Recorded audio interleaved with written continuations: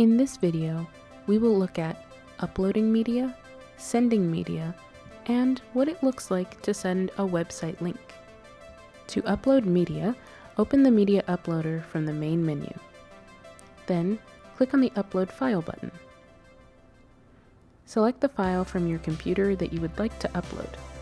Note that the Media Uploader accepts image, audio, video, and PDF file formats. As a test, I'll upload a photograph of a sculpture. Optionally, you can type a description of what the file is in the description field. Finally, click the Upload File button. To use this file in a Hive mechanic activity, we need to know its location. Start by copying the source URL that is displayed in the media library listing. Then, go to your activity and use the Send Picture card.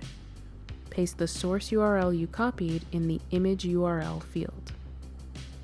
Remember to save your work to make your changes live.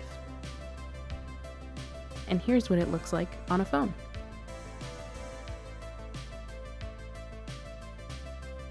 Next, let's take a look at how to send links to websites to your participants. For example, let's try sending the sculpture creator's artist website.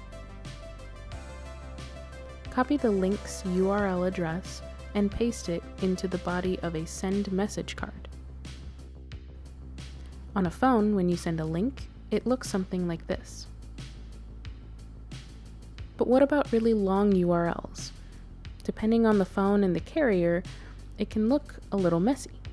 Consider using a free URL shortener service like Bitly. From a storytelling perspective, you can also use URL shorteners to effectively rename the link. And that's it. We now have everything we need to upload and send media, as well as some considerations for how it can be used in our Hive mechanic activities.